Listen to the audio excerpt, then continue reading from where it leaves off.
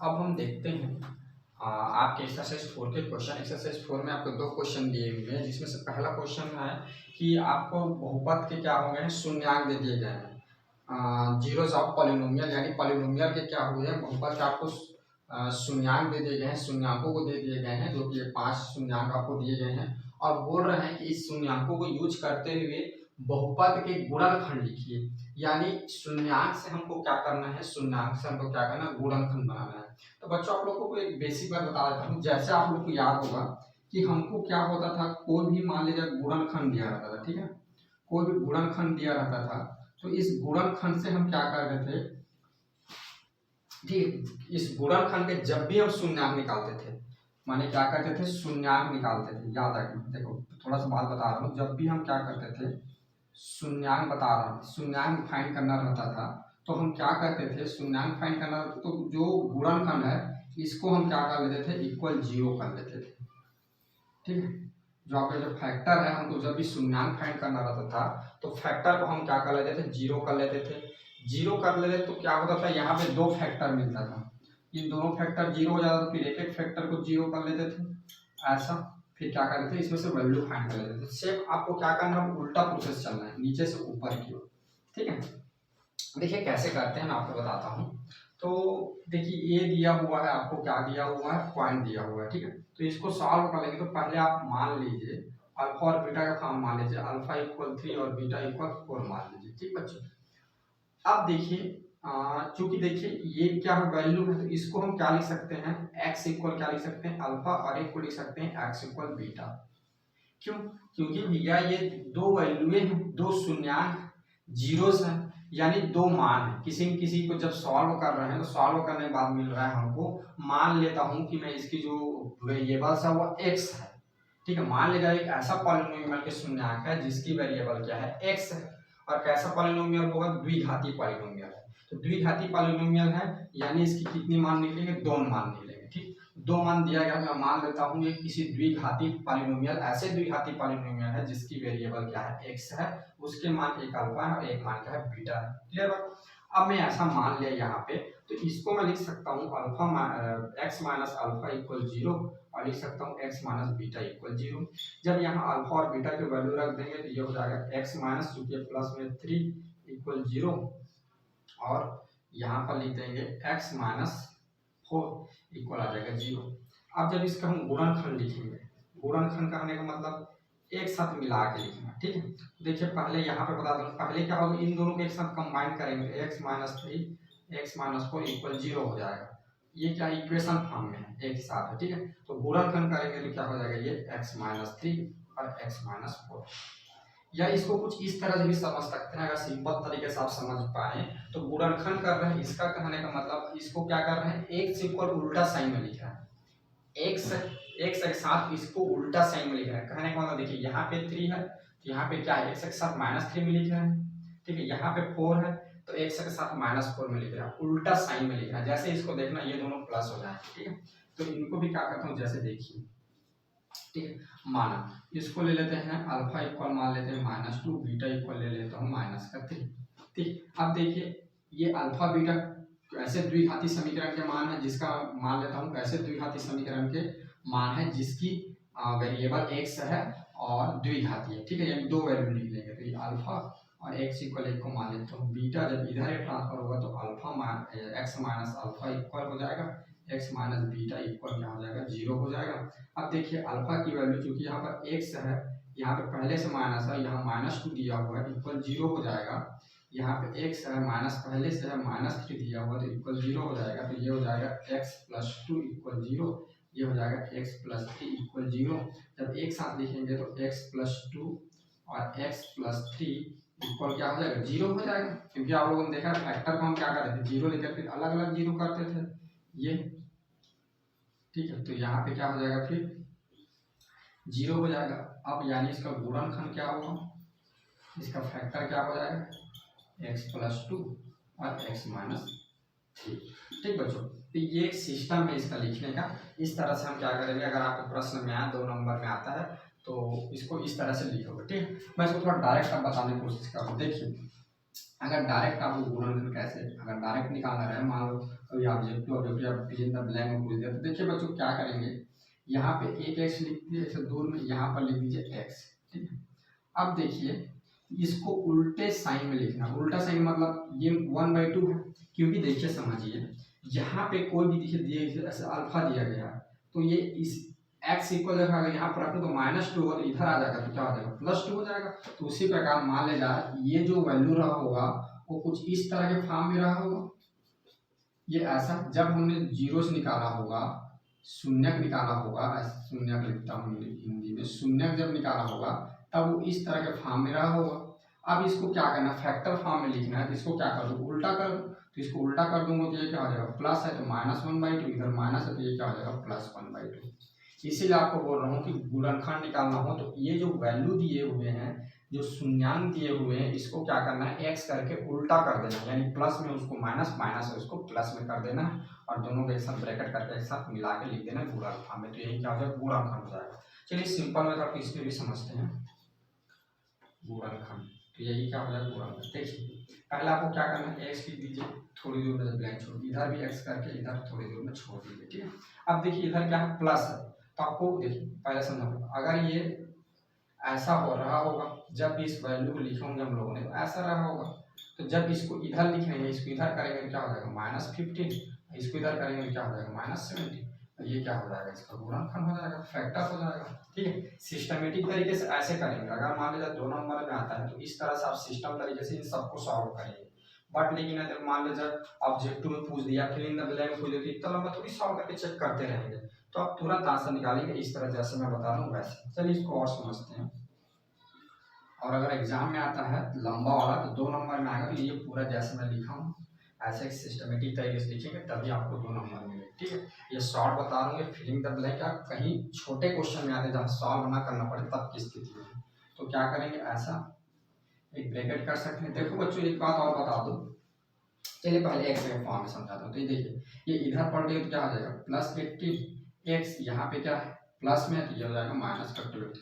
मान लो कभी कभी ऐसा हो गया, या देखो ऐसा भी कर सकते हैं, मान लो मैं आप लोग को एक्स के फॉर्म में बता रहा हूँ, कभी कभी आपको ब्रैकेट ऐसा वाई के फॉर्म में देता, कैसे करेंगे आप, तो सेम ही बात है। मान ले जाए मैं आपको बोला कि ये द्विघाती द्विघाती बहुपद के हल है, जिसकी वेरिएबल क्या मान लिया एक्स, तो एक्स के फॉर्म में लिख रहा हूँ। मान लो ऐसा द्विघाती बहुपद होगा जिसकी वेरिएबल क्या होगा, वाई होगा, आपको तो बताया नहीं है ना कि एक्स के फॉर्म में रहेगा कि वाई के फॉर्म में रहेगा, ठीक है। अच्छा लेकिन यहाँ पे आपके प्रश्न में ये जरूर लिखा है नीचे x² + b x + c के फॉर्म में लिखा हुआ है, माने यहाँ पर आपके प्रश्न में ही लिख दिया, बुक में जब आप देखेंगे तो इसमें ये बता दिया है कि x के वेरिएबल रहेंगे, ठीक है। मान लो कहीं पर x ना देके y दे दे, तब किस स्थिति में आप उसको y करके लिखेंगे ऐसा, क्योंकि आपके बुक में दे दिया है इसीलिए x के फॉर्म में हम लोग लिख रहे हैं, ठीक है। तो ये इधर चला जाएगा तो कितना हो जाएगा 18 हो जाएगा, ये इधर चला जाएगा तो कितना हो जाएगा 12 हो जाएगा। अगर मान लो गुणनखंड ऐसा जेड के फॉर्म में दे दिया है तो कुछ नहीं, जेड के फॉर्म में लिख देना, ये जेड + 18 और जेड -18 12, ये आंसर हो जाएगा, ठीक है। ये आपके बुक में नहीं है ना, आपके बुक के अनुसार ये आंसर सही है, क्योंकि बता दिया है कि पॉलिनोमियल का रूप क्या है x², आपको बता दिया है कि x + b x + c इस टाइप के जो पॉलिनोमियल बहुपद है उसके शून्यक है। तो इस टाइप के मान इसमें क्या है, वेरिएबल क्या है, इसमें जो वेरिएबल क्या है x है, x के फॉर्म में है, ठीक है। तो इसीलिए हम सभी को x के फॉर्म में निकाल रहे हैं, लेकिन कभी मान लो प्रश्न में z के फॉर्म में दे दिया, y के फॉर्म में दे दिया, तब की स्थिति में आप इस तरह उसका आंसर निकाल सकते हैं। जो x इक्वल मान है उसको क्या करना, y इक्वल मानना, या z के फॉर्म में दे तो z इक्वल मानना और आंसर लिख देना, ठीक है। तो इसको ठीक से देख लीजिएगा, ये 2 नंबर में या तो 1 नंबर में आते हैं आपके हिसाब में, ठीक है। ठीक है चलिए अगला क्वेश्चन देखते हैं, क्वेश्चन नंबर 2। देखिए क्वेश्चन नंबर 2 बोल रहा है कि निम्नलिखित बहुपदों के शून्यकों का योगफल एवं गुणनफल ज्ञात कीजिए। आपको क्या दे दिया है, बहुपद दे दिए हैं, 5 बहुपद दिए हुए हैं, जिसमें से मैंने 3 को बोर्ड पे लिख दिया है अभी स्टार्टिंग के, और आपको क्या करना है, शून्यकों का योगफल एवं गुणनफल ज्ञात करना, ठीक है। तो देखिए शून्यकों का योगफल गुणनफल कैसे ज्ञात करेंगे, तो ये आपको क्या है, पॉलिनोमियल दिया हुआ है, इसको हल करना है। तो सबसे पहले क्या करेंगे, दिए गए बहुपद की तुलना, ठीक है, दिया गया बहुपद देखेंगे सबसे पहले, दिया गया बहुपद इसको पहले बताएंगे क्योंकि एग्जाम में ये प्रश्न दिया जाएगा, तो सबसे पहले आपको इस इक्वेशन को बताना है कि कैसा है ये, ठीक है। उसके बाद लिखेंगे बहुपद की तुलना, बहुपद की तुलना, ठीक है, a x square plus b x plus c से करने पर, और a x square plus b x plus c क्या है आपके बहुपद का व्यापक रूप है, ठीक है। तो जब इसकी तुलना इससे करेंगे तो क्या हो जाएगा आपका ए इक्वल आपका मिल जाएगा एक्स स्क्वायर कोफिशिएंट 1 है यहाँ पर, बी इक्वल माने एक्स का कोफिशिएंट यहाँ पर 10 है, सी इक्वल यानी कांस्टेंट टर्म है, यहाँ बोल सकते हैं एक्स 0 का कांस्टेंट टर्म ही समझिए, अचर पद समझिए सी को, ठीक है। अब देखिए आगे पहला आपको फाइंड करना है क्या, शून्यांकों का, क्या शून्यांकों का आपको निकालना है योगफल। योगफल अल्फा और बीटा, अगर दो शून्यांक है तो अल्फा प्लस बीटा लिख सकते हैं, तो ये होगा माइनस बी बाई ए, ठीक है। तो माइनस बी यानी माइनस बी की वैल्यू दिया हुआ है 10, ए की वैल्यू आपको दिया है 1, तो डायरेक्ट आ जाएगा माइनस का 10। दूसरा बोल रहा है शून्यांकों का, शून्यांकों का गुणनफल, प्रोडक्ट ऑफ जीरोस, गुणनफल। तो अल्फा इंटू बीटा ये होता है सी बाई ए, ठीक है। तो सी की वैल्यू क्या है आपकी, सी की वैल्यू यहाँ पे 24 है, ए की वैल्यू 1 है, तो ये डायरेक्ट आ जाएगा 24, ये आंसर है, ठीक है। देखिए इस क्वेश्चन के लिए देखते हैं। तो पहला आप लिखेंगे दिया गया बहुपद, जो बहुपद दिया गया है उसको लिखेंगे, दिया गया बहुपद, ठीक है। ये दिया गया है 2x square minus 7x minus 9, ठीक है। फिर क्या करना है, इसकी तुलना, इसकी तुलना क्या करना है, ठीक है, a x square plus b x plus c बहुपद के व्यापक फॉर्म से करने पर, ठीक है। जब इसकी तुलना करेंगे तो क्या हो जाएगा, हमें ए की वैल्यू मिल जाएगा, जहाँ क्या होगा ए की वैल्यू आपको मिल जाएगा 2, बी की वैल्यू देखो क्या मिलेगा, यहाँ पे माइनस के फॉर्म में, यहाँ बी प्लस में है, लेकिन यहाँ पे क्या माइनस में है, तो क्या हो जाएगा और बी जो है माइनस में आपको मिल जाएगा, ठीक है। तो ये क्या हो जाएगा बी माइनस 7, और सी की वैल्यू क्या मिलेगी, यहाँ प्लस है यहाँ माइनस, तो हो जाएगा माइनस का 9, ठीक है। अब देखिए पहला आपको क्या बोल रहा है, शून्यांकों का योगफल, लिख लीजिए इस तरह से लिखेंगे जैसे मैं लिखा रहा हूँ ऐसे, ठीक है। अल्फा प्लस बीटा इक्वल हो जाएगा माइनस बी बाई ए, ठीक है।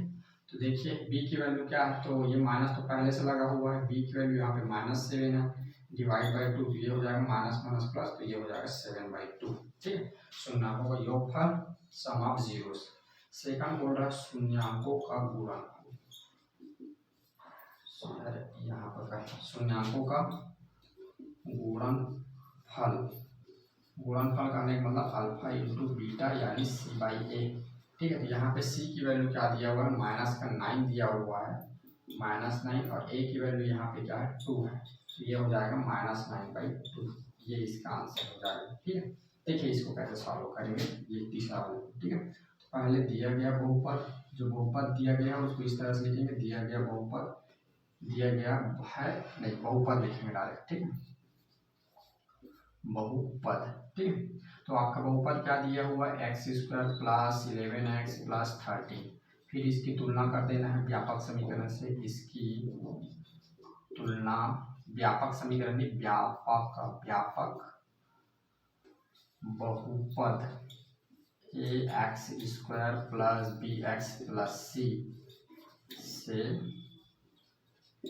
करने पर, जब इसकी तुलना हम व्यापक समीकरण से करेंगे x square plus b plus c से करेंगे, तो आप देख पा रहे हैं ए की जगह यहाँ पे क्या है, एक स्क्वायर कोएफिशिएंट 1 है, बी की जगह क्या आएगा 11 आएगा, और सी की जगह क्या आएगा 13 आएगा। जहाँ क्या होगा ए की जगह आपको कितना मिल जाएगा 1, बी की जगह मिल जाएगा 11, और सी की जगह मिल जाएगा प्लस का 13। पहला आपको क्या करना है, शून्यांकों का योगफल लिख लीजिए, शून्यांकों का योगफल, ठीक है। अल्फा प्लस बीटा यानी कितना बच्चों माइनस बी बाई सी, तो रख दीजिए माइनस बी की वैल्यू है 11 बाई ए है जी, ए मतलब 1, तो हो जाएगा माइनस का 11, और सेकंड आपको निकालना है शून्यांकों का क्या गुणनफल, गुणनफल अल्फा इंटू बीटा। तो अल्फा इंटू बीटा क्या होता है C/A। तो C की वैल्यू यहाँ पे आपको दिया हुआ है 30 और A की वैल्यू यहाँ पे दिया हुआ है कितना 1, तो ये कितना आ जाएगा 30। तो इस तरह से क्या होगा शून्याकों का योगफल और गुणनफल निकालेंगे। ठीक है, बच गए आपके कितने 2 क्वेश्चन और बच गए हैं। तो 2 क्वेश्चन को मैं क्या करता हूँ इसी पे आप लोग को बता देता हूँ। ठीक है, ज़्यादा मेरे को मैं करेक्शन कर देता हूँ, लेकिन आप लोग ऐसे करेक्शन नहीं करेंगे आपकी कॉपी पे। ठीक है ना, स्टार्टिंग से शुरू तरीके से आप लोग लिखेंगे। समझ में आया? मैं थोड़ा पर यहाँ इसी में बता देता हूँ आप लोग को, तो पूरा मुझे लिखना नहीं पड़ेगा, जल्दी हो जाएगा। आपको जो 2 क्वेश्चन दिए हुए हैं उसको, ठीक है, तो आप मैं भले यहाँ पे करेक्शन कर रहा हूँ, आपको बार बार बोल रहा हूँ, आप लोग करेक्शन नहीं करेंगे, शुरू से एकदम सिस्टमेटिक तरीके से आपको लिखना है, क्योंकि लिख लिख के आपको प्रैक्टिस करना है, तभी तो एग्जाम में लिख पाएंगे। ठीक है, तो यहाँ पे मैं करेक्शन कर दे रहा हूँ। ठीक है जी, ये है आपका क्वेश्चन नंबर 4 के लिए सॉल्व कर दे रहा हूँ। ये दिया हुआ है -5x², okay, plus 3x plus का 4। ठीक है बच्चों, फोर्थ क्वेश्चन देखिए, फिफ्थ वाला देखिए, फोर्थ लिख लिया मैं x² प्लस x और क्या जी माइनस का 12, ओके ये। ठीक है, अब देखिए सबसे पहले दिया गया बहुपद आपको क्या दिया हुआ है -5x² प्लस 3x प्लस 4। अब देखिए इसकी तुलना व्यापक समीकरण से करने पर तो a की वैल्यू क्या आ जाएगा x² के आगे लिखा -5, b की वैल्यू आपको मिल जाएगा प्लस का 3, c की वैल्यू मिल जाएगा प्लस का 4।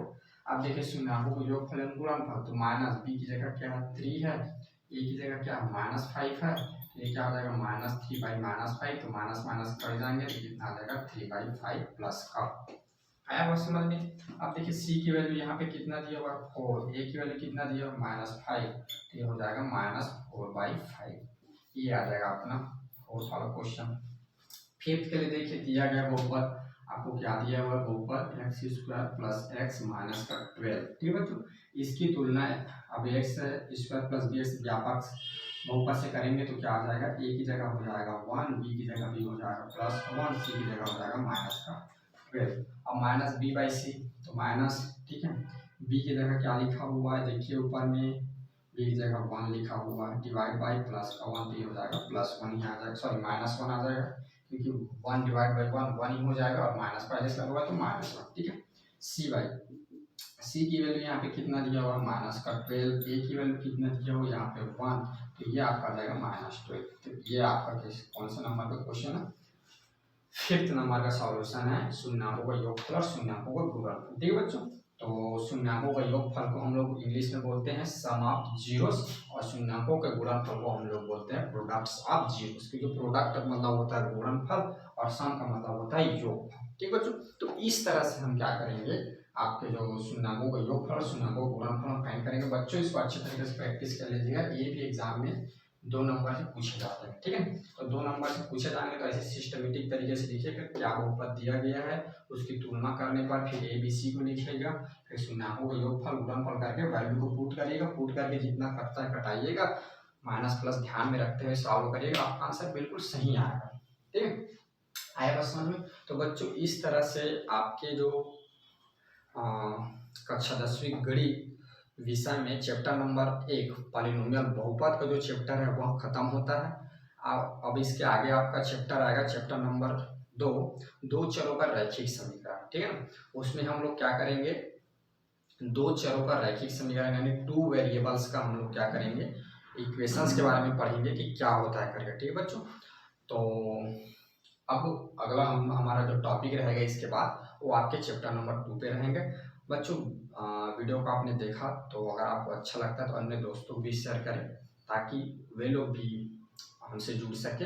और बच्चों आप लोग से एक रिक्वेस्ट है कि अगर अभी तक आपने हमारे चैनल को सब्सक्राइब नहीं किया है तो प्लीज़ सब्सक्राइब करें और वीडियो को लाइक करें और अपने दोस्तों को भी शेयर करें। तो इसी के साथ आज के लिए थैंक यू, फिर मिलते हैं अगली क्लास में।